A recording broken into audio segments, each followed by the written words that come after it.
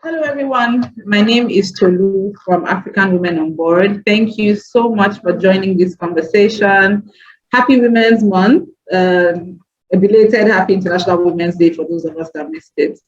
So just by way of quick introduction, African Women on Board, we are not for profit. We're dedicated to propelling African women and girls into leadership roles for the future. We seek to amplify African female voices and improve situations on the ground and influence changes necessary to open up a world of greater opportunities for young women and girls. Basically, we understand that women and girls, African women and girls, are not as represented or do not participate as they should in leadership roles. And what we aim to do is to fix that. We do that through various methods, including narrative change, advocacy, and organizing conversations like this one. So this conversation is actually our Women's Month event. And the idea of it is we know that the COVID-19 pandemic has changed quite a lot, and a lot of the work that we do as women and a lot of the work being done generally has moved a lot to the virtual space. And unfortunately, as there are challenges within the traditional work environment, there are also challenges in the virtual space. And we thought, let's have a conversation with women to understand what are you going through while you work on the virtual space? What can we do to improve things? What can we do to make working in the virtual workspace safer and more effective for you? So just like to say thank you to everyone for joining. I am going to hand over to our moderator for the day to take us through the rest of the conversation and introduce all the speakers. For our attendees, please note that you can ask questions in the chat box. The moderator and the speakers will speak to them, and we hope for an engaging and interesting conversation. Thank you, everyone. Over to you, Alana. Thank you so much, Tolu, for that introduction. And thank you so much to African Women on Board for this super important conversation. I'm so excited to be here with these amazing and dynamic women and for them to share their experiences with you. My name's Alana Francis de Govia, and I'm the Chief Program and Experience Officer at the Africa Center in New York City. As Tolu mentioned, this conversation is really focusing on trolling in the virtual workplace and the future of work. And so we have a lot of things to discuss. So I'm not going to take too much time with the intro, but I'm just going to say that, this is a really important conversation because we know that trolling and cyberbullying and abuse online really has dire consequences on mental health. And so that's why we're here. We're really here to kind of explore the panelists' personal experiences and also think about concrete ways that young people and young women and young African women in particular can engage online in a safe way. So without further ado, I'm going to introduce our panelists. First, I'm going to introduce Lydia Forson, who's from Ghana. She's an award-winning actress, writer, activist, and ePeople's Choice Awards nominee. Lydia is also the founder of the natural hair care brand, Kinky Matters. Hi, Lydia. So nice to have you. Welcome. Nice to be here. We also have Lehlé Balde, who's Nigerian and Senegalese, and she's a global citizen that's currently working at West Africa's leading provider of business intelligence and news, BusinessDay Media Limited. And she's the editor of The Weekender. Welcome, Lehlé. Thank you. Nice to be here with you. And just a correction, I'm Senegalese, but I work in Nigeria. Sorry. And everyone, when you speak, please say where you are. I won't speak about where you're from. You can do that yourself. So thank you for that correction. Next, I'm going to introduce Élodie Zone, and she has worked in digital marketing for the past 9 years. She now works in real estate along the Kenyan coast, and she serves as a mental health advocate for East African youth. Welcome. Hi, thanks everyone. Pleasure to meet you all. I'm looking forward to the conversation today. Next, I'd like to introduce Lisa Chiriseri, and she is dedicated to making a difference through local philanthropy, corporate social responsibility, and Christian ministry. She runs her own procurement and distribution business and pastors a peri-urban church assembly under His Presence Ministries International Church. Welcome, Lisa. Thank you, Alana. Happy to be here. And last but certainly not least, I'd like to introduce Fife Osikanlu, and she is the co-founder and managing partner at Eden Venture Group. A polymath, Fife is an innovator and social impact architect, and she's committed to the transformational advancement and sustainable development of African people on the continent and across the globe. Welcome, Fife. Thank you so much for having me. Being here. So let's get into it. I think just, this is going to be an informal conversation, like we're together in real life, even though we're around the world. I think the first question I had for all of you is if you could speak about your work online. You have such a diverse background and you're all engaged in a variety of activities online. So if you could speak about the specific work you do online and how COVID has affected your virtual work. And when, you're speaking about that, if you could get to kind of some of the positive or negative effects of the pandemic on your work.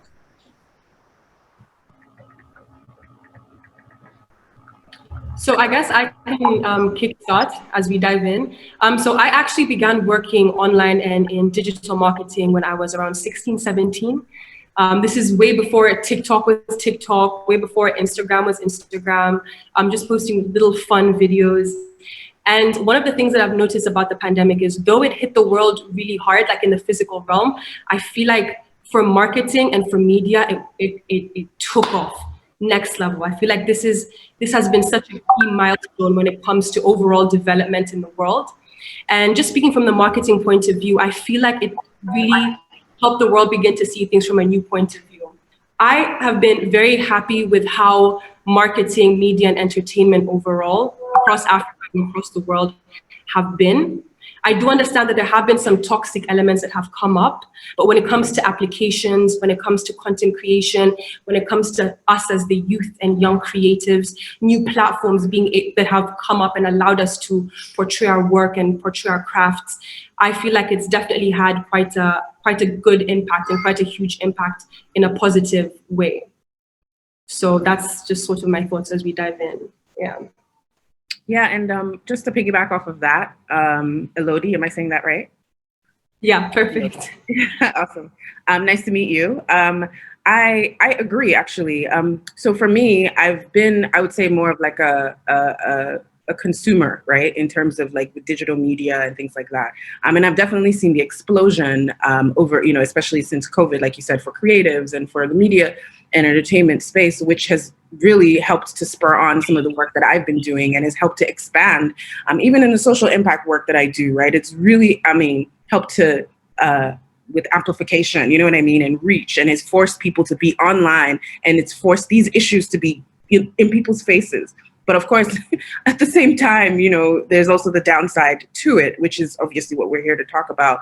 And for me, again, it's definitely been a blessing, but for some of my clients and partners who they've worked, who are working in this space, they've definitely been harassed by, by their views, even though they're really trying to do good. So for instance, I run into situations where I'm trying to speak to maybe a celebrity or an influencer around, talking and using their platform to amplify some of the social impact issues. But they're like, nah, I don't know. I don't want people to think that because, I had maybe this issue with a woman, back in the day, or I had an issue with a man back in the day, then that brings to the front and they start using that to, what I'm saying, to like essentially crucify me. And so it makes it a bit difficult too at the same time. So it's a little bit of a, double-edged sword. And for women, it's a lot worse because, it's harder. With men, if they talk about your infidelity or whatever, it's like, especially in our societies. But then with women, if they talk about anything that looks like it could be something, it just kind of gets amplified and blown out of proportion. And so, yeah, that's kind of what my first, I guess, thoughts. Yeah, and just to piggyback off of what Élodie and Fife have said, as a media professional, I have to agree with Élodie in the sense that as digital natives, it's allowed the newspaper or the media industry to really grow in the sense that we've moved from traditional ways of expression to more modern ways of expression. So digital allows us to reach more people. But I do agree that the digital space also reflects humanity. So you're going to have great things that happen online and also not so great things that happen online. And I think it's definitely a very important conversation. So I'm looking forward to having it. But I would say that overall, the digital media and COVID-19 was a good experience for us from a media perspective. But there are definitely, like I said, the humanity is reflected everywhere. So in politics, in online, in society, you see it. So definitely excited to hear more from the other ladies. But that would be my perspective. Yeah, like what Lehlé said. I'm saying it correctly, right? Lehlé, beautiful name. That's profound. Every space actually does reflect humanity, right? And we think people have gotten so much uglier because of social media and digital spaces, but it's just amplifying the ugliness that's inside. And then the anonymity of it all just makes people that much braver. And I think that's a key part that really sort of propels the ugliness of the digital space. And then for me, the other aspect is we're becoming more connected, which is amazing, across borders, across continents, but a lot of the time it also causes you to disconnect with some of the things that are closest to you. And that's important as well. So getting that balance and the confusion between being on there with a purpose or just getting lost in it all.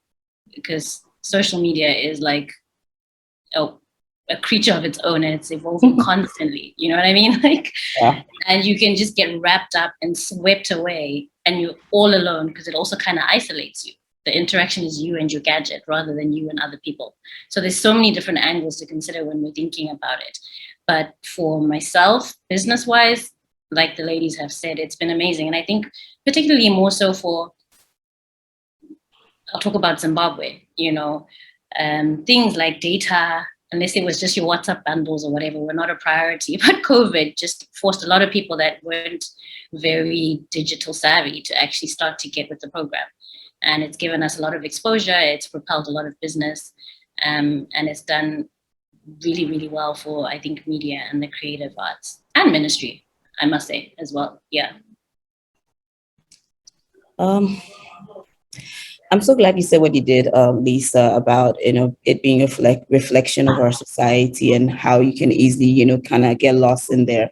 I mean, my experience is a little bit different because, being an entertainer, being a public figure with a large, following, COVID made me probably, I would say are we in post-COVID sort of? At the height of COVID, it was great because, it's like you don't know where the world is going. So you're having to find other ways to, create. I mean, I'm an entertainer, I'm an actress. You're not able to film like you used to. So you have to find other ways to, keep your fan base going. But as, time went on, I realized I wanted to take a step, back. And I went into this space where I would tell everybody that, whilst, a lot more people wanted to, COVID made even more people online. It meant people like us would get, more trolling than before, more attention than before, but everything was kind of heightened. And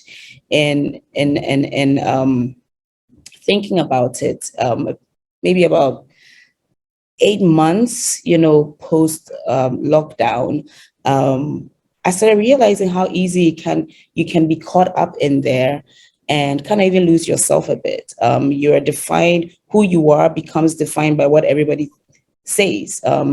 You say, people like us cannot, and I don't say this in a condescending way at all, but whereas I would, maybe come online and interact with someone like Lisa and say something and, think it's just, you kind of get lost and you think it's just your friend and you don't realize how amplified because of the large following you are, and the whole world defines you by just, this one word that you said, and you can lose yourself. So if anything, through that period, I decided to now be more conscious and appreciate the platform that I have, to the following I had and the reach, I had, and just be more conscious of the things I would say and my interactions online than, before. I don't know if, that makes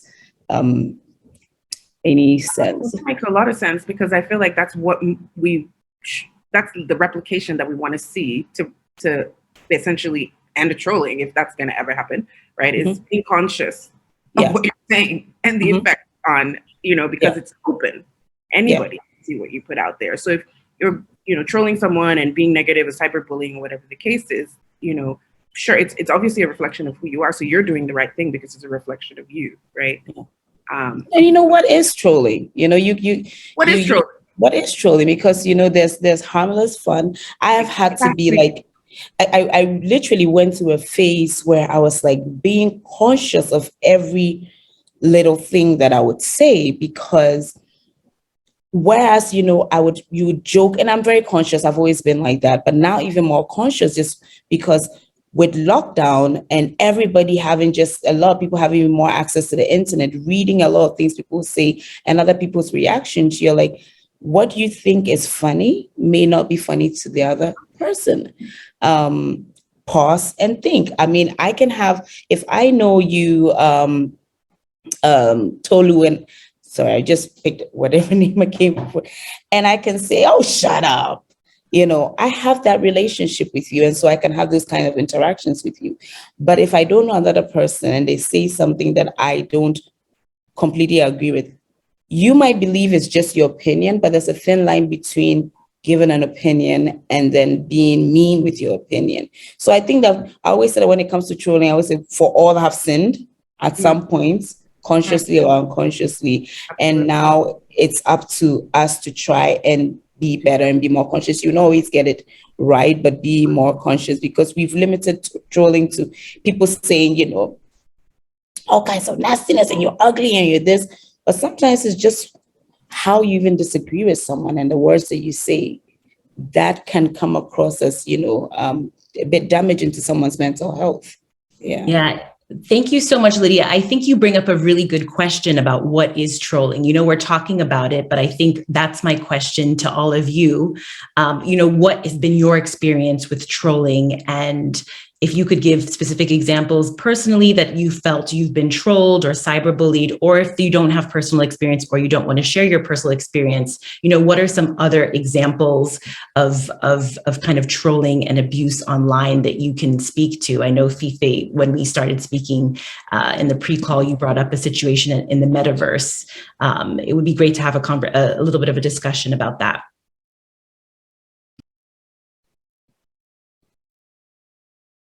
Did you want us to talk about experiences before the metaverse conversation? Okay. Either your personal experiences or things that you've heard of that have happened online that have been in the news. Yeah, I think I'll let any of the ladies maybe speak on that, and then maybe bring up the other conversation. I find it interesting that I'm on this call. I was actually wondering if maybe, my sister who connected me to Nikuru had mentioned what I went through. I think I was so hectically traumatized about 5 years ago, 2016.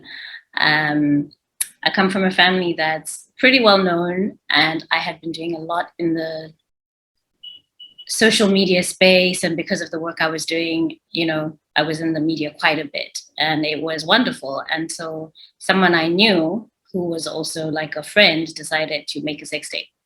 And in the sex tape, it wasn't clear who the girl was, but she had an afro. And those days I wore my afro religiously.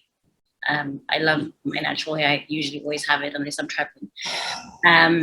And so, someone just decided that the girl was me, and it just blew up. And what started off as like a joke, like someone was like, Lisa, did you see this? And it was on some random, very obscure website. I think that was even UK based. And I was like, that's rubbish. Look, doesn't matter. To it just being in the newspapers, and then it was on radio, and my parents are pastors. So it was now like Lisa Chiriseri, daughter of what is in a sex tape. And it was so nasty. And the problem is that you couldn't really see the person clearly. So it went on and on and on. And from just being so comfortable in the public eye, I probably withdrew for like 3 years, Obviously, damage control was done, and the media was kind. The friends that you have didn't kind of stand up for you, and all of that. And what you could kind of see of the girl, anyone that knew me was very clear that it wasn't me. But just that experience was like, wow, this thing can be so ugly. And I made a decision that I just didn't want to be a part of it for some time, you know.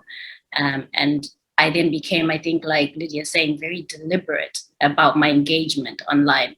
I knew what I was there to do. I was very conscious of how I delivered, and then I was off, you know. So I think it's a very real thing. And trolling actually isn't always from strangers. A lot of people that you know, a lot of people that you think support you and care about you are the people that will be driving. Listen. You know, they'll be driving, fanning the flame, and it can be so ugly. So for me, that's my experience with trolling, you know. Yeah. Thank you so much. I'm sorry you went through that. Yeah. I'm really sorry to hear that. I'm so sorry to hear that. You didn't deserve that. Yeah, no. Yeah. I'm sorry to hear that too. Thank you for sharing your experience. Lehlé or Élodie, did you want to also share any personal experience that either of you have had? So for me, go ahead. You can go ahead. You want to go first? Please go ahead, Élodie. Go ahead. Yeah. Okay, thanks. So for me, I've had so many scandals. I have trended in Kenya for things that I didn't even know I had done. From being accused by an ex of dealing drugs simply because I ended our relationship, to being pregnant with a footballer from the UK, to cheating scandal. It is insane how many scandals that have happened. And it got so bad to the point where it's almost front page news. And I received, because I tend to block myself away from what people are saying about me online, I find out about it mostly through family and friends that happen to stumble onto it. And a lot of these articles have been released by extremely credible news sites and stations in this country.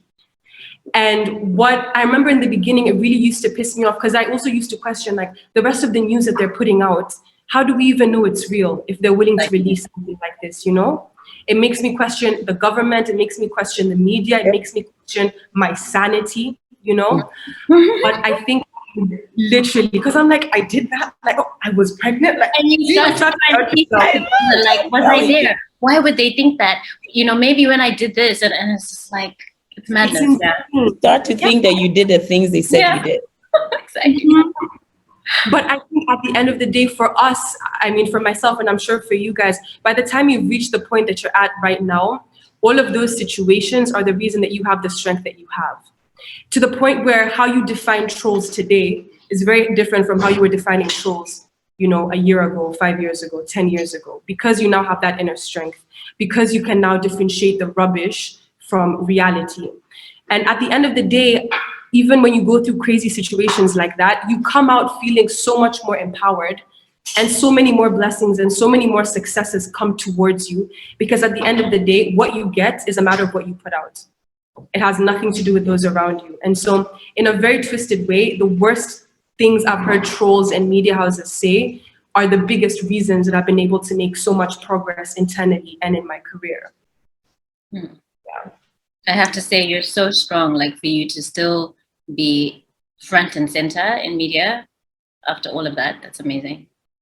Thank you. Yeah. I mean, I'm short of words, honestly. Definitely kudos to you for being, you know, still so brave to continue. And I like that and that's my mantra anyway, in terms of, like, sure, you know, you went through this, you know, really, really tough time, and it's probably, you know, there'll probably be other things that'll come up, but you being able to transmute that right into positive forward momentum and growth, right? And making you actually stronger. I must, you know, give you credit for that. I'm sorry you went through that. Yeah. Lehlé, do you want to go ahead with your share your? Yeah, of course. First of all, excuse the background noise. I'm in Ghana actually, and my friend is getting married. So yes, and I'm really apologize about the noise. So Élodie, thank you so much. Élodie, I'm really sorry to hear about that. But one thing that people always say is that if you're not doing anything great, people wouldn't be talking about you. So you have to know that you have a light within you that probably makes people feel uncomfortable. It has nothing to do with who you are. It's just a reflection of what other people kind of go through. I think for me, because I work at a business newspaper, I've always been very intentional about just showcasing my work and like not showcasing not showcasing much of my personal life. But I will be honest that like I do take a social media break at least once a year, and the reason why that is because like we've talked about in this conversation, things can really get amplified online, especially when you're a public figure or you're someone who's known, or in my example, I wouldn't consider myself a public figure, but someone who works in journalism and my work is known, right? So it can be very difficult to be online, especially like all the comments. And I find that sometimes people think that they know you just because they follow you on social media and they feel more comfortable like making inappropriate comments under your pictures or in your inbox. I will say that I did come across trolling this week. And I'm sure we've all heard about the issue with Bento that happened in terms of like the HR crisis. Tech Kabal wrote a story about this tech startup called Bento in Nigeria, and essentially was revealing the very toxic work environment that was happening there. So if you Google the story, it's there. But there was a lot of Twitter spaces about, toxic bosses and horrible bosses and all this stuff. Bosses, yeah, and there was a lady who, I won't name her name, she's a journalist, and she was trying to, bring people together to have this conversation. And another, kind of well-known journalist, like jumped onto this conversation and was basically like telling her that the only reason why she has a career is because she slept her way through her work. And he made this statement on Twitter, which is like super public, right? And I know this journalist, and I reached out to him. I'm like, do you have facts to back up what you're saying? And even if you do have facts, what makes you think it's okay to call out this girl on Twitter for everyone to see? And then because of his tweets, the hashtag Ashawo, I don't know if you guys know that in Pidgin, it means prostitute, was trending on Twitter. And then everybody was like tagging her. That was trending. Yeah, Ashawo. So like, it's just very problematic for women. I find like, especially, like men just kind of feel like they can just make these blanket statements about someone's career.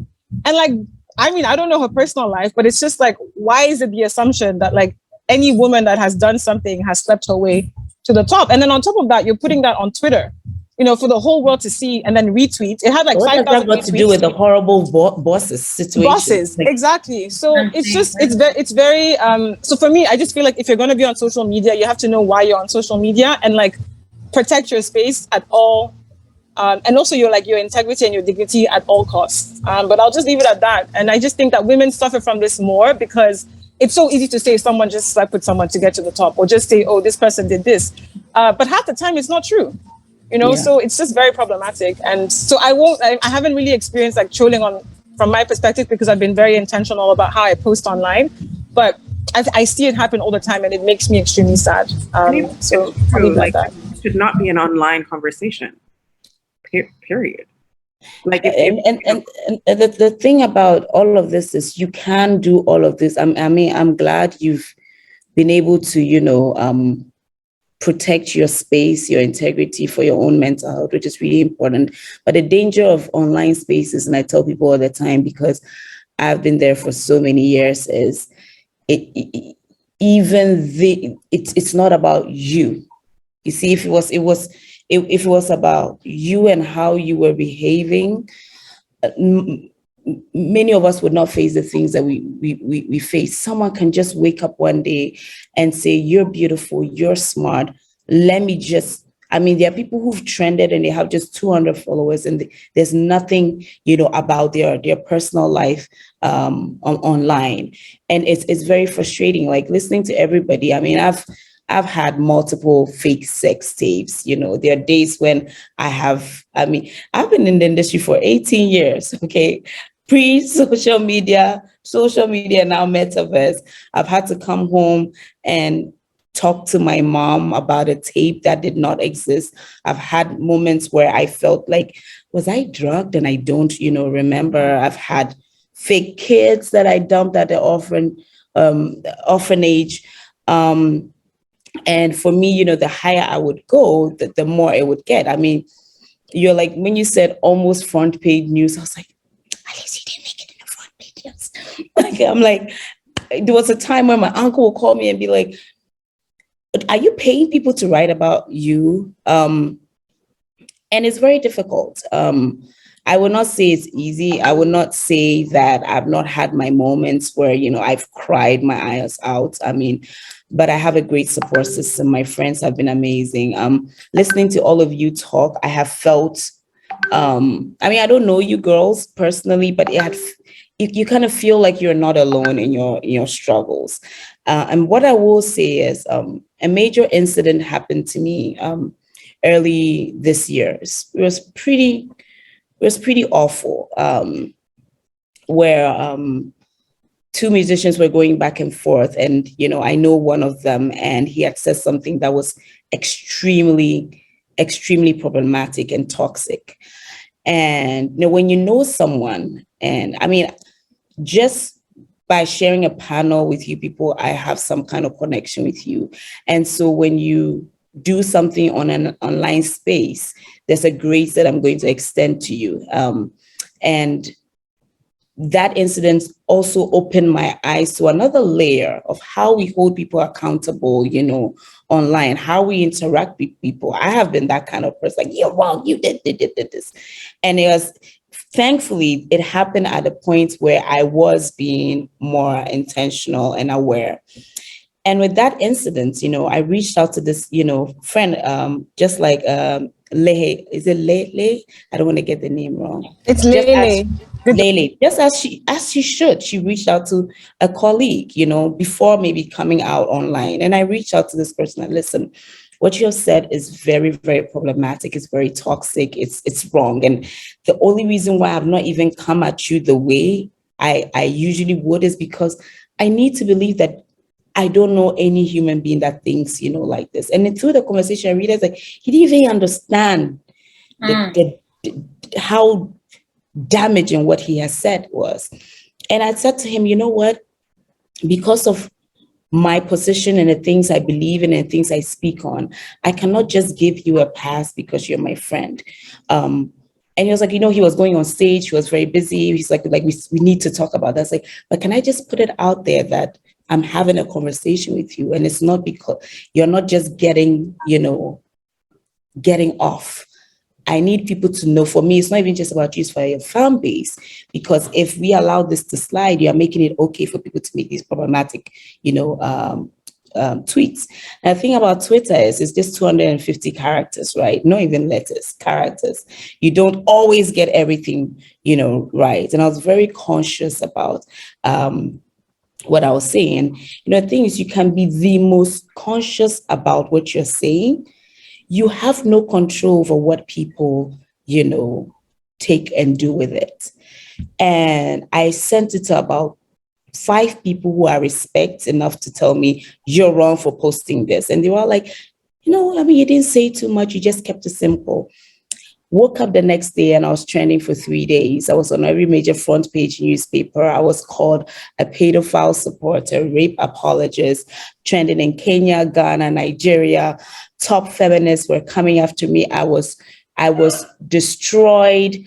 They made caricatures about me. It was horrible. But that was the best thing that ever happened to me in my life. I know it sounds weird, and it was coming some from people I know, people you call friends, people who should know you, people who should know what you mean, even if you don't always articulate it right. And then I realized that in this online space, we can be so caught up in trying to be right, trying to be liked, trying to say all the right things. Especially when you're an activist, you want to make sure that you are joining conversations, even stuff you don't necessarily know about, that you lose sight of what matters is who you are and your intentions and the personal encounters people have with you. When people meet you, who are you? And whilst that should have, of all things, I think that was the biggest trending, issue. The love and support I had in that moment from other people would call me and say, but Lydia, that's how you always been. Like, whenever I'm trending, you're the one who call me on the phone, like, why did you post this? Why did you do this? Then I realized that, yes, the online world is important, especially for the work that we do. Yes, you want to have a voice, but don't lose sight of who you are, because that's what matters. The encounters people have with you. It's very painful to read some things about you on the internet, especially when you know that's not who you are. And you always want to go back and forth. People like try and explain, like, I'm actually a nice person. But that doesn't matter. What matters is the encounters people have with you, your intention, where your heart is when you speak on the things that you speak on, when you fight for the causes that you fight for, when you promote the stuff that you want to promote. The end always justifies the means, like always. And like listening to all of you ladies, I hope you take that in, that do not let these people have that much power. It's hard, trust me. Like, it is very, very hard. But one thing they cannot take away from you is who you are.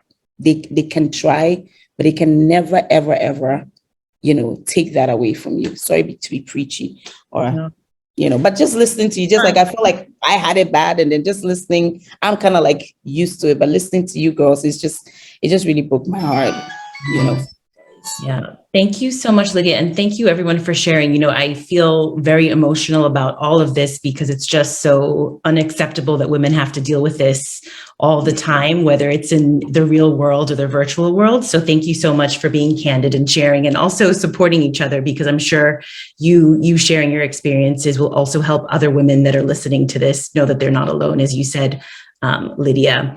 And I know many of you have kind of brought up some coping mechanisms of how you deal with this when it happens. So, I know that Lehlé said that she takes a break from social media occasionally. Lydia, you just talked about how, remembering who you are is super important. But I don't know if anyone else, maybe Fife or Lydia or anyone else wants to share about how you've coped with it, and also how you've been supported, because as far as I'm concerned, it's also the responsibility of employers, of social media platforms to be, how are they dealing with the consequences and supporting you? Because we often put the onus on ourselves to cope with issues, but how are we being supported, I think, is also a really important question.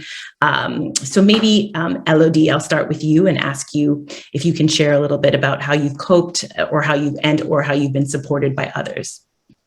I think for me, one of the biggest things that I preach to the world, irrespective of age, the career path or industry you want to go into, is internal work. Internal work, internal work, internal work. Spend time in silence, spend time understanding your thoughts, spend time trying to understand your triggers, emotional intelligence, self-awareness. You being able to comprehend you is the biggest strength that you could ever give yourself. Not only will that help you heal, but it will help you grow. It will help you transform not only your life, but other people's lives, and will also help you in your career moving forward in regards to, your mental health, etc. And I think for me, the things that I've really, really loved doing is things like journaling, meditation. I love spending time like outdoors in nature. Those are just sort of my personal things. Everybody has their own. But I think it's really about ensuring that at least every single week you put in time to spend time with you. Yeah. I'd like to actually double tap on that, because that's exactly what I also recommend. In fact, what I discovered, and I would say discovered because at my big age, I like to say, I'm literally just realizing how much isolation and doing that internal work is literally the elixir, the magic, right? For anything really in our lives. And so much so for even this, this type of facing these types of issues and managing them and coping. During the pandemic, we talked about how during are we really after, like we said, right?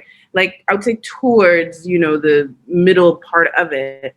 After spending a lot of time myself, right? Because of lockdown in nature, alone, literally, because, okay, so my entire family is in the US. I'm literally by myself in Nigeria alone for the last 10 years, right? And of course, being a woman, my family's like, I don't understand, like, why? But the lockdown was like, for me, it was like the healing I needed. At least that's how it felt, because, you know, I was able to spend that time alone, and I was able to kind of reflect and see what was happening, because everybody was online. And then I started to feel sick.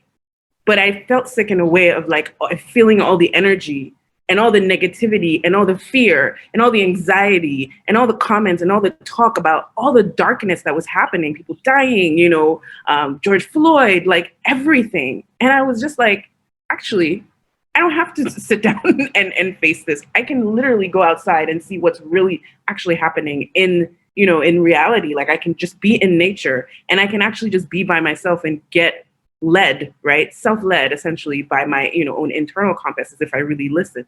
So I think that's something that, like, honestly is exactly what we all need to do, right? I think that if we all like continue to promote that, you know, in intentional stepping outside, right, of our virtual world, and spending time in nature and spending time with ourselves and spending time journaling and, you know, whatever, whether you call it meditation or breath work or praying or whatever it is that you call it, or just silence. You know, I think it's for me, it's the biggest, honestly, life hack. That's what I like to call it, ever. So that's definitely would be one of the things I would recommend too. I think the other thing that I would say has helped, at least me, I haven't necessarily faced any like real, like, I would say I haven't faced any real trolling in the sense of, well, when I say trolling could be good or bad, right? We've identified that. But I haven't experienced any like negative trolling or cyberbullying per se, but I have experienced it through my friends and family, right? And people who are in this space. And I've come to realize that what has helped them has really been our friends and family and tribe group, right? Especially women. Like, you know, we say a lot of times that women are catty and everything. And sure, it might have been a woman that started that trolling, whatever, you know, negative thing, but it was the same women, right, that banded around the men and the women who were being bullied, right, or who were being trolled or whatever it was that was happening. And, you know, for me, I think it's just being able to kind of, and if you're spending time with yourself, you will attract the people. That's from my own personal experience. You will attract the people who are your tribe, who are really for you and who will support you in those times and who will help you realize that's not the real word, girl. Don't worry about what they're saying. Just do you and keep being you.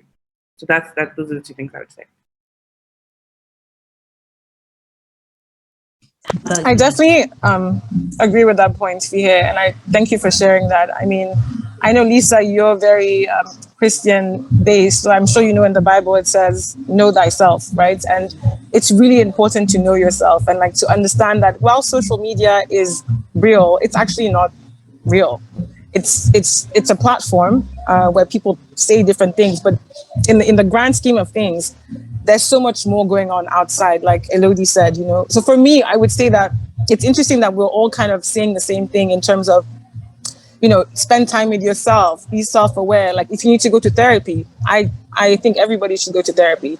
But you also need to understand. So yes, that to me is like, I'm like the biggest advocate for right. that. Please, go to therapy, but also like understand that when people say negative things about you, most of the time, 99% of the time, it's because they're unhappy with themselves. And like I was telling Élodie, like you have a light that like irritates their demons. So they feel like they need to say things to bring you down. So you have to just get to a point whereby like, and I haven't had it online, I've had it offline. I think the people who troll me are not bold enough to come online, you know, but I've definitely had it offline. And you just basically have to know that like you were born to fulfill a certain kind of destiny, and like nobody can actually come in the way of that. So that's kind of how I've had to deal with it. I'll give a small example because I appreciate the candidness and the transparency that's happened here. Like I said, it hasn't been online, but over my career, as I started to grow and like receive different awards for different things, I was hearing like, you know, that people who are supposed to be my colleagues or my office mates would say things like, oh, she probably knows someone at that organization, that's why she got that award. Or, you know, if I did a fellowship with like the IMF, they would say, oh, she probably knows someone there, that's why she got it. Like basically trying to like disregard any of the hard work, sweat and tears that I've put into the work that I do. So you just have to know that people are unhappy and they will always like project onto you. So you have to get to a point whereby like whether you like me or not, I will still go on and still do what I have to do. But like, put yourself first, and just like, if you need to take breaks, do that. If you need to see a therapist, do that. If you need to, just do what's best for you. Okay, thanks so much. And Lisa, do you have anything to add to what everyone else has said? Yeah, I think there's a lot of wisdom in what everybody has said. And it's nice to hear how all of us in our different spaces, like Lily said, are speaking the same language. I think it's important to realize that you owe it to no one to be online. Like, it's not a standard. It doesn't validate your real life when you put it online. And if anything, the time you spend offline teaches you to be more present, more appreciative, and more creative and more organic in the things that are happening in your real life. I think that's something I've learned. Like, I'm all for taking social media breaks and not feeling any kind of pressure to have a presence online. When I don't feel like it, even if I had a whole plan of posts and whatnot or whatever, honestly, especially if it's not work related, and if it is work related, it should be organized that way and shouldn't interfere with your personal life, then you are perfectly allowed to take that break, because you owe it to yourself to take care of yourself. And since Lehlé brought me in on an introduction, I think one of the fundamental scriptures that guides us on this is like, as a man thinketh in his heart, so is he. You know, your mind is the battlefield. It's what happens in your mind that creates your reality and that shapes your reality. And so if you're filling your mind with all this stuff that you're receiving from, you know, the digital space, and it's not what you want, it's not positive, it's not building you, then that's what you become. It doesn't matter how much time you then try to spend reversing that, you know, with prayer or with meditation or with positive activities. The fact that you pack this into your mind is what actually stays. You know, so you have to be very deliberate and intentional and purposeful about what you allow in. And, you know, I was reading somewhere online when I was talking about trolling, like, oh, what should you do when you're being trolled? Like, and I liked the one thing, it said, you're the boss, like, block and delete. Like, why are you there, like, feeling like you have to engage this stranger or even this person that you know that's being nasty? Block them, delete them, and move on with your life. You know, the digital space is yours. Everybody has the right to, you know, be who they want to be, interact with who they want to interact with, and ultimately be on or off. You know, and I think just giving yourself that liberty to say, I don't have to be here, or I don't have to engage in this conversation, is also very powerful. So Lisa, there's actually a question in here from Nkiru for you, and about ministering and how that interacts with social media. If you could speak a little bit about that, that would be great. Okay. I didn't see the question, but I think for me, I am not your average minister. I'm an ordained youth pastor. I have a diploma in Christian and pastoral ministry. I'm also a PK who had sworn that I would never, ever be in ministry. And here I am today. I also am someone that loves my enjoyment, have a lot of friends. I love to travel. So I'm not your conventional pastor. But I believe that God does take the despised things of this world, the least likely people, to reach some of the people that maybe conventional pastors wouldn't reach and stuff. And that's been my journey. And I found that the digital space has allowed me to express that, you know, because people see the life I live. They see that I'm outgoing. They see that I love to travel, but they see how much I love God, and they see how important and relevant He is to my life. And I can share some of my truths, because people will be like, oh, how do you do this? How did you manage that?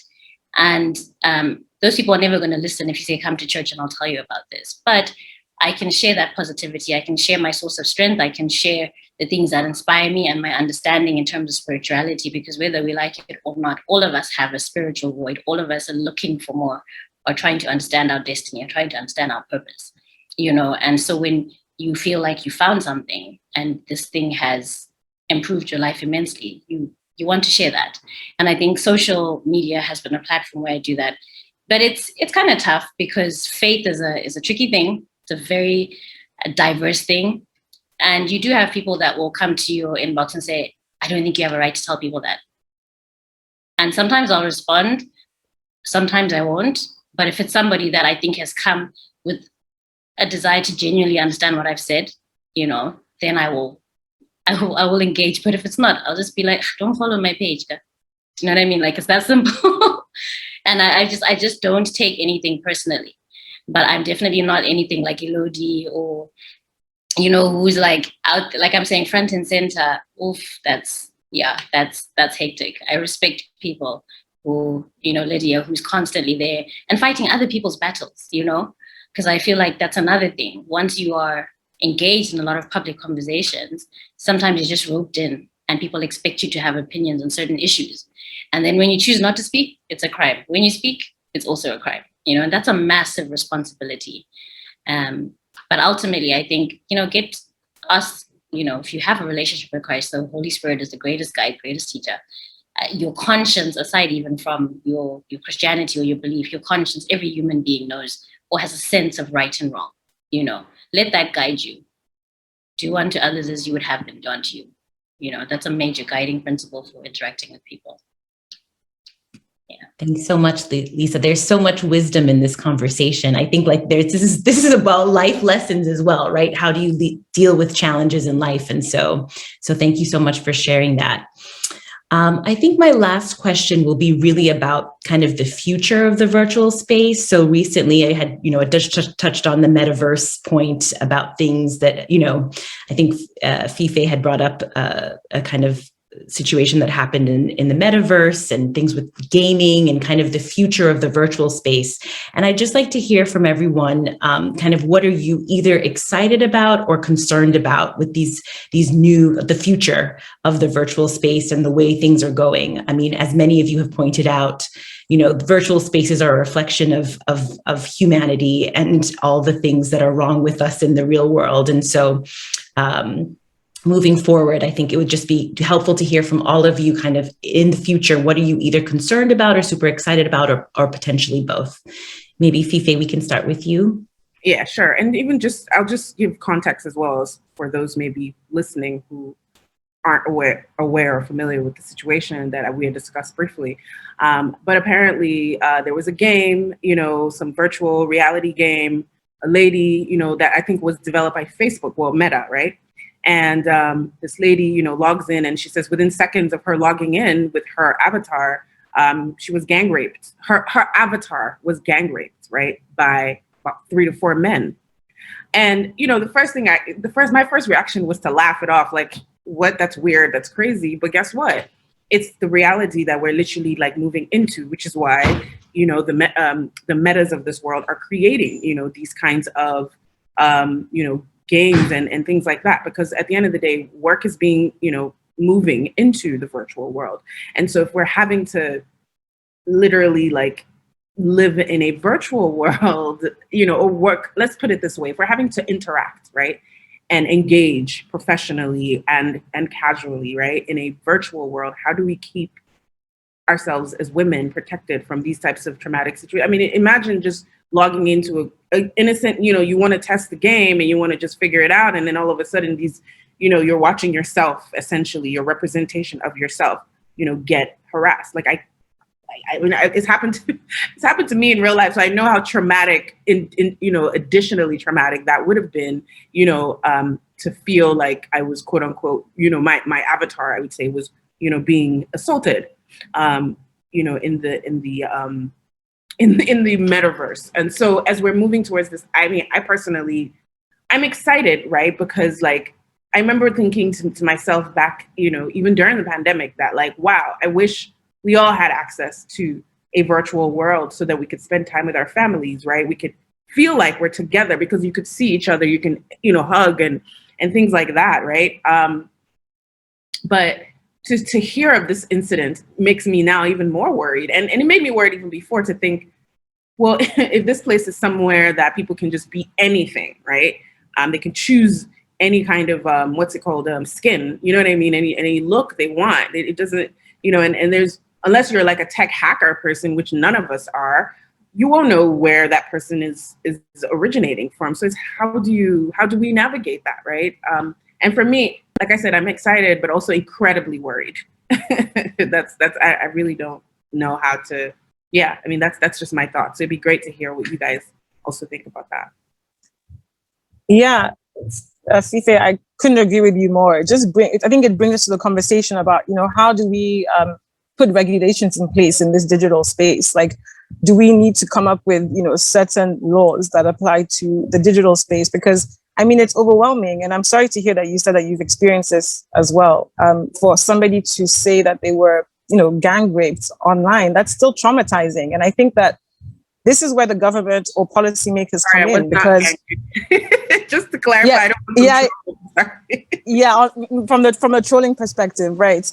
But this is where policymakers and the government has to come in. I mean, if we're going to be allowing these spaces to really become some people's real life virtual reality, there needs to be also rules and regulations as to how people are regulated, because otherwise, like we said, there's good people in life, but there's also bad people who will use that to their advantage and kind of like live out these weird fantasies online, because they think that it's like it's online and nobody can do anything about it. So like, I think that especially from an African perspective, because I'm assuming most of us are of African descent or live on the African continent, as we're inviting, these tech companies to come and, set up offices and do various things, it's also important to figure out the regulation aspect of it, which is like a very missing part of the conversation, I would say. Amazing, amazing. I actually have a question for you guys. So as much as all of us have entered like our respected industries due to passion or because it's something that we just love, at the end of the day, you have to put food on the table, right? At the end of the day, you need a roof over your head. And so I think it's important to remember that media and social media came up, but the sole focus is the paper, right? So something to also take into account, also understanding the back end of digital marketing, is that Facebook, before Facebook was Meta, understood that a lot of negative posts, things tied to hate, a lot of the negative videos you were seeing when it came down to Black Lives Matter movements and whatnot, Donald Trump posts, even for the different things around the world, Facebook realized that got more engagement, right? It's the same way if you've had anything posted about you, the negative will pop more than the positive. And Facebook understands that. And so when you think that you're watching something because it trended, because people liked it, understand that the people at the back end are pushing more of the negativity. And so I also want to tie that to what we were talking about earlier in regards to how the hate and the negativity online is really highlighting what our societies are all about. I agree, but I also disagree, because I feel like there's also so much love and so much support. It's just that social media isn't pushing it. It won't get as many numbers. And at the end of the day, you need your numbers, because that's how you put food on the table. So just kind of keeping that in mind. Do you still have that viewpoint of, yes, it's negative, but I don't know, do you still have the same viewpoint, keeping that in mind? Yeah. That's a really great point, Élodie, and thanks for bringing that up, because at the end of the day, for me, at least that's why I engage with social media. Because like, look, at the end of the day, I have to do my work and I have to push through the noise, right? To make sure that the real issues that should be amplified are being amplified, right? And so I have to find a way to engage regardless of my fears of what I've seen happen to other people. And so that's what keeps me engaged online. And that's what makes me, like I said, a little more excited about the advancements and the progress that we're making. Yeah, I mean, so it's just a great point for me. I see your point and I totally agree. Yeah. Okay, great. I actually was not correct. I do have one more question that was actually from the chat, which I think is a super important one. I don't know if anyone has any idea of any resources that exist online for trolling or anything that exists. Do things exist? Does anyone know of any resources that anyone can tap into? Yeah, aside from reporting, I'm glad that Élodie, you brought that up. Unfortunately, a lot of these platforms are not as interested in protecting people's, mental health and protecting people's spaces as we would hope. It really boils down to profit, and when it comes to profits, there are very little, ethics. as someone who has, I mean, there've been instances where, some things that have been said about me online have been so, damaging, and you do need to, get the person to take it down, because it can be, it can affect, your endorsements, all of those things. And you report to these platforms, and they don't necessarily do, anything about it. Reporting can be very, very, difficult, a whole lot of bureaucracy, but I still say report, because eventually it will get to you. A report, if you report enough times, no, you see, they want profits, but they also don't want bad publicity, because bad publicity reduces their profit. So call them out. I remember an incident happened when a friend of mine, sent me a message about something that happened, and she's like, "Oh, Lydia, can you use your platform?" Blah, blah. I'm like, whilst I have a big platform, do not underestimate the power in your voice. Do not think that you're too little to fight back.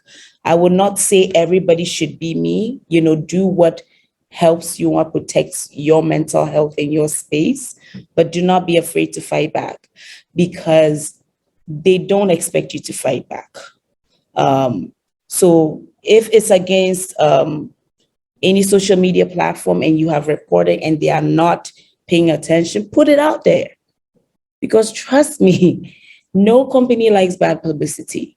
And when you do, you'll be amazed, even if you have just 500 followers, you'll be amazed the support you get from the 500 people, and they will pay attention.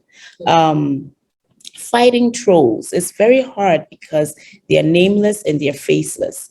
And you constantly feel like you're between a rock and a hard place, because you don't want to give them attention.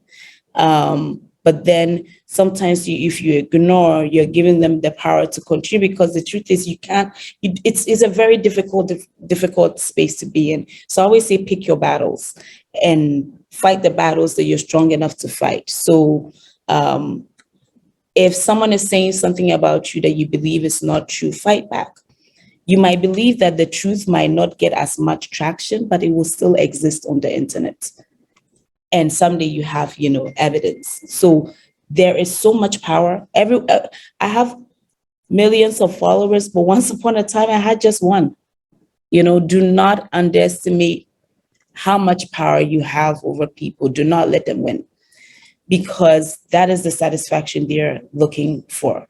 So I don't know about a lot of resources online. I mean, I know people have tried to come up with apps and stuff to, be able to, but a lot of these apps too can eventually become the very thing that they're fighting against. I've done it all. I have shame trolls, and then sometimes you find out that it trolls like a 15-year-old, person who doesn't know to.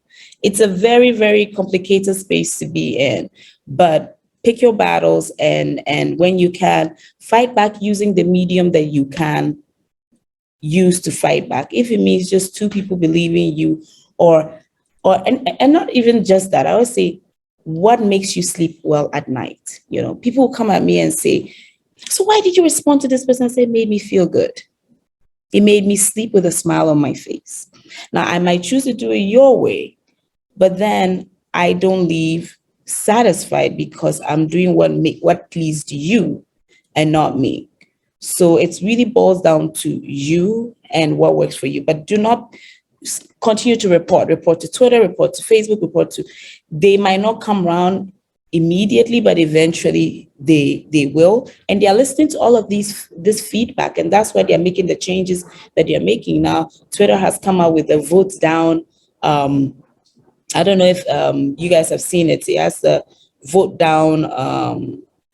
Like when someone posts something, you don't like it, there's a like, there's a retweet, there's a quote, and then they vote down. And I think they're still testing it, where you can vote it down. And if the people get enough voting down, I think they will eventually take it off.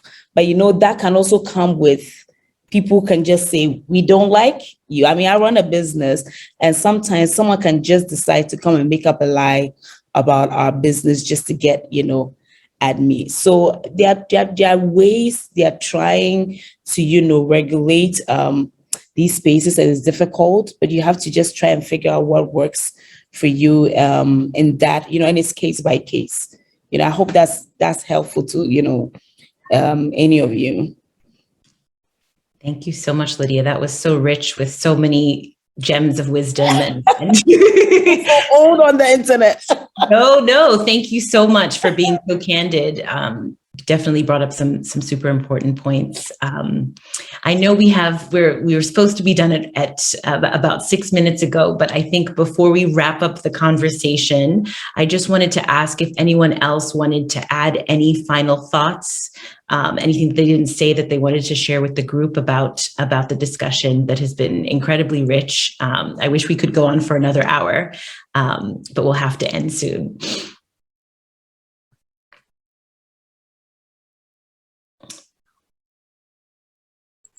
I think something I can contribute is just a little bit of motivation. So a couple of years ago, I trended for something, I don't even remember what, on Twitter. And I decided to make it my mission to find every single troll, which is impossible, but I was still so young. And so I decided to create a YouTube video. And I tell you, when I reached out to every single person on Twitter, I forced my boyfriend to sit down and I said, we're doing this today and we're not stopping. And I literally reached out to them and I just said, you said this about me, you made this claim, I'd kindly like to reach out to you, maybe get on a call, maybe share some emails and just kind of find out where you came from. Almost every single account ended up blocking me. Of course. Literally, yeah. And I remember being so young thinking like, okay, so this is what it is. And I realize now that trolls for me tend to be people that are wasting their time and have nothing better to do with their lives, because there's the block button, there's the unfollow button, Lisa, that you had mentioned, and they're still refusing to use it, And so that's really when my perception of trolls changed. I do understand that sometimes internet conflicts can definitely come in, because at the end of the day, we also say things that people will completely disagree with. I'm sure there's a lot of guys out there and then also women that will literally watch this conversation we've had and think it is all rubbish, because of their backgrounds, because of past beliefs, and they may put something out that may end up breaking you, but it's just a matter of their thinking. So just some advice to just everybody listening and to all of you amazing ladies that have been part of the conversation. Pick your battles, as you said, and also realize that when you're this close to reaching whatever you've been manifesting, when you're this close to reaching your strength, when you're this close to reaching that mountain peak, that is when a whole bunch of backlash will begin to come in. But all you need to do is just take that one last step. And that's what I've always believed. When I'm close to my manifestations, one of the things I'll notice is that my world begins to fall apart. And that's because it's time to let go of the old and kind of bring in that new. So keep going, keep doing you, and we keep supporting each other, and may everything begin to be in alignment for us. Yeah. Ashe. Amen to that. Right? Yeah. Well, thank you so much, Élodie. I think, Lydia, Lisa, did you want to say something? Me? Bring on with this button. I just wanted to say amen to that. Okay. I mean, it was so good. Yeah. So Élodie spoke for everyone. She gave the final thought on behalf of all of the panelists. Thank you. So much, Élodie. And yes. And thank you so much to you all. Amazing. I'm feeling so inspired after this conversation. And, I just really appreciate you all being so vulnerable and candid. That is a very brave thing to do. I'm sure it will be helpful to others, and your support and kindness to each other is just amazing. So thank you so much. And thank you to everyone who joined the conversation, to African Women on Board who even thought of this program. It's so important. I've never participated in a program like this, and it brought about so many important issues that African women and women in general face. So thank you to the African Women on Board team, to everyone who joined the conversations, to our panelists. Please follow our panelists, support their work, support them, fight for them. I think also this conversation was so important in really reflecting on the individual things we can do when we are trolled or abused online, but also the need to fight and put pressure on governments to make sure that online platforms are supporting us as well and holding them accountable. So Thank you so much to everyone. I hope you enjoy your evening or your afternoon, wherever you are. Thank you so much. And thank you, Alana, for being such an amazing, gracious host.